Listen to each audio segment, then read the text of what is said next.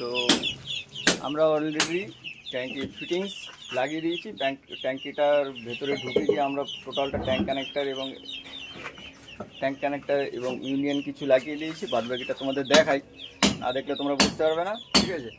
চলো আগে তোমাদের দেখিয়ে দিই কোথায় বসাবো, কীভাবে বসাবো সব দেখো, বের করে রেখেছি। তো প্রথমে এটার থেকে শুরু করি। এটা হচ্ছে আউটলেট, এটা হচ্ছে ইনলেট। এটা দিয়ে ঢুকবে আর এটা দিয়ে বেরোবে। আর আরেকটা ফুটো করেছি, ঠিক আছে? ওই ফুটোটাও তোমাদের দেখিয়ে দিই।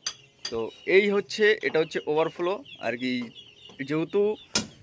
যেহেতু এটা এখানে আর কি, এখানে কর্পোরেশন লাইনের জল নেই, ঠিক আছে? তো এটা হচ্ছে তোমার পাম্পের সাহায্যে আর কি ট্যাঙ্কিতে জল লোড করা হবে। সেই কারণে আমার জাস্ট দুটো পয়েন্ট দিয়েছি আর একটি ওভারফ্লো বের করেছি ট্যাঙ্ক।